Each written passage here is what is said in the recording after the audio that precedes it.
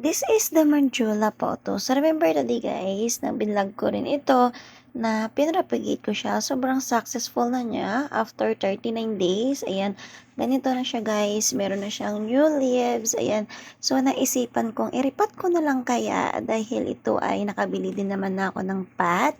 At gusto ko siya gawing trailing para maiba naman.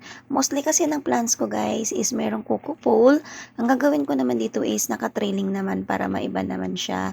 So, gamit ko dito again is more in rice hull and soil. Ayan. Ang gagawin ko pala guys is iripat ko siya na medyo malago na para mas maganda siya tingnan kapag lumago na ito. Tingnan nyo guys, meron na siyang new leaves. Ayan oh.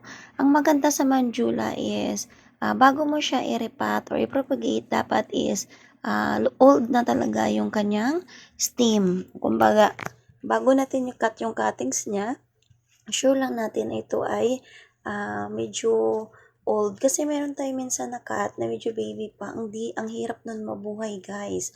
At pansin nyo ba, si Manjula is medyo maselan. So, nakuha ko yung technique nito. Ang ginagawa ko is, pinropagate ko muna siya bago ko siya ilipat. At hindi muna siya naarawan. Saka lang siya natin paarawan kapag stable na siya. Guys, tingnan nyo oh. Ito yung pinaka niya, leaves ng mother niya, and then yung stem na lang naiwan. O 'di ba, nabuhay pa. Kaya yung mga stem natin, wag nating itapon. Pwede natin silang ipropa. Kitang-kita naman na nabubuhay talaga, guys. Ito yung pinakadulo or top cut niya 'yan. Tingnan nyo, mayroon siyang bagong leaves. Ito lang yung roots niya, pero kitang-kita naman na medyo stable na siya. Ayan. So, ang gagawin ko is iripat natin. Papakita ko sa inyo kung paano ba ako magripat ng plants na gawin kong trailing plants. So, hindi ko siya lalagyan ng coco pole. First, ganyan guys. Pansin nyo, ganyan yung ginagawa ko. Para kapag nag-down na siya, dito na siya agad babagsak sa harapan. Kasi kapag nasa likod yan, iikot pa natin yan para bumagsak pa siya sa harapan. So, medyo mahirap na siya gawin. So, naisipan kung ganyan na lang kaya ang gawin ko. Para kapag lumago na siya, magda-down na lang yung kanyang stem at saka kanyang leaves. Ayan. Huwag natin guys masyadong ibaon. Patungan lang siya natin ng soil to make sure na minsan kasi parang ginakay nga yung plants kapag sinisiksik natin maigi. Mostly kapag more in soil. Kapag rice hull naman, okay lang na isiksik natin kasi nga hindi naman talaga siya hindi nakakasikip sa plants kasi maluwag talaga yung ating rice hull. So, ito na yung unang pot natin guys. Lagyan lang natin. Kasi gustong gusto din naman ni Potos yung mga rice hull.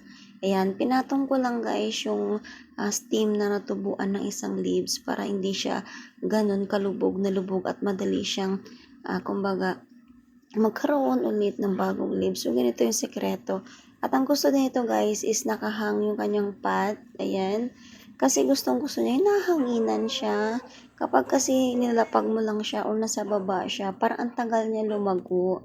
So, naisipan ko, bilang ko na lang kaya ng pot para ihang ko na lang siya. So, ito yung pangalawang pot natin. Pinagsama ko na guys ha, yung dalawang, ayan, steam sa isang pot para kapag ito ay lumago, mas maganda siya tingnan.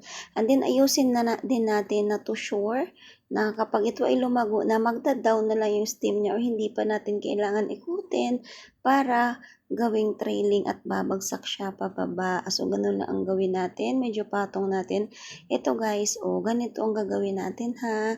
Sa mga medyo beginners na plantita dyan, sundan nyo lang ginagawa ko. Ayan, at saka huwag masyadong isiksik. I-portion na natin siya para kapag ayan ay lumago, pabagsak yung kanyang steam. Hindi na tayo mahirapan pa. Ayan. Naglabs na pala ako guys kasi medyo makati na yung kamay sa mga allergy dyan. Maglabs kayo, wag nyo agad i-direct. Mostly kung hindi galing sa inyo yung soil. Ako lang kasi guys nami-mix ng soil ko kaya alam ko na safe ako. Na wala akong hinahalo or malinis yung aking ginagawa. Ayan. And then guys, update ko kayo siguro after 1 week or 2 weeks after ko silang mapropa kung ano na ba yung nangyari sa kanila, kung successful na ba or lumago na sila. So, ganun lang guys, kadali. Kaya huwag tayo matakot magpropa, magparami ng plants natin, mapag-aralan natin yan. So, ito na nga guys, yung aking dalawang pot. Thank you for watching everyone. Bye!